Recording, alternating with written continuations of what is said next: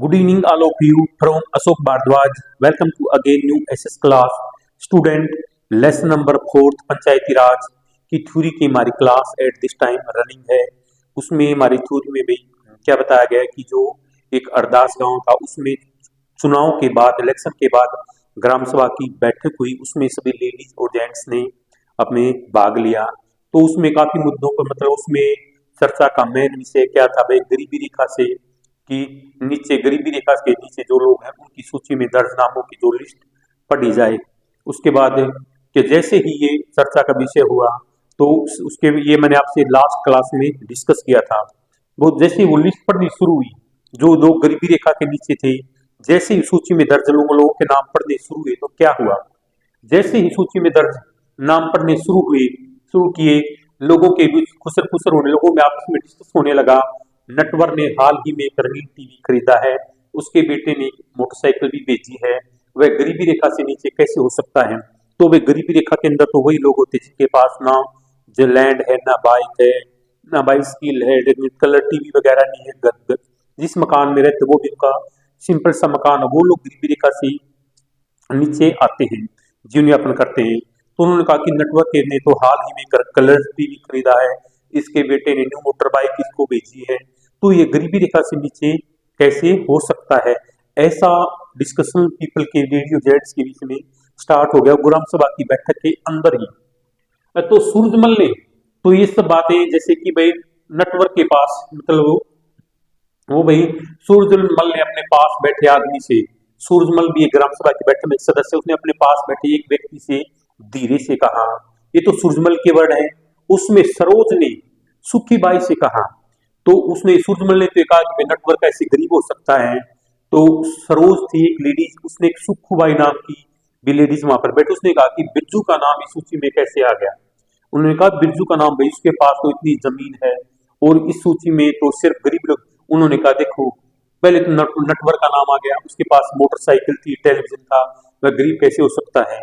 तो ये बात तो सूरजमल ने अपने पास बैठे एक आदमी से कही। तो सेकंड पॉइंट में क्या बताया गया, सरोज ने सुखूबाई से कहा कि बिरजू, इसका नाम सूची में कैसे आ गया, इसके पास तो इतनी जमीन है और सूची में तो सिर्फ गरीब लोग। उन्होंने कहा कि सूची में बिरजू के पास इतनी जमीन है तो वह गरीब कैसे हो सकता है।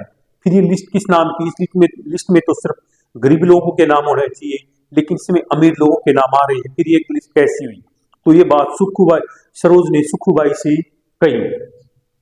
तो ओम प्रकाश एक मजदूर है और उसी सभा में बैठा ओम प्रकाश नाम का एक पर्सन बैठा, वो मजदूर है, उसके पास बिल्कुल जमीन नहीं और वह बड़ी मुश्किल से अपना गुजारा चलाता है, उसका नाम इस सूची में नहीं आया। इस सूची में सिर्फ और सिर्फ अमीर आदमियों के नाम आगे, जो गरीब है और गरीब भी जिसके पास जमीन नहीं है, घर का लाइफ गुजारा बड़ी मुश्किल से चलता है, उनका नाम इस सूची में नहीं है। सुखूबाई ने कहा, तो फिर तुम्हें तो पता ही है कि नटवर और बिरजू, जो ये नटवर है जिसके पास बाइक है, बेटे ने और कलर टीवी है, और बिरजू जिसके पास जमीन है, ये दोनों अमीर चंद के दोस्त हैं। अमीर चंद को कौन कुछ बोल सकता भाई। देखो उसमें क्या होता भाई, वो कहते हैं ना, जिसके पास जोर, जिसके पास मनी पावर होती है, जिसको सभी लोग उसी का ही फेवर कहते हैं। अमीर चंद अपने गांव का एक बहुत बड़ा लैंडलॉर्ड था, उसके पास काफी जमीन थी और वो जो आज भी जमीन का मालिक है। तो जिसको बड़े आदमी सपोर्ट करेंगे तो जाहिर ही बात है उन लोगों को, दूसरे लोगों को भी इनको सपोर्ट करना पड़ेगा। तो नटवर और बिरजू का तो गरीबी रेखा के में नाम आना था क्योंकि वो अमीर चंद की फ्रेंड थी। ये बात लोगों के बीच में इस तरह का डिस्कशन उस ग्राम सभा की बैठक में चला हुआ था।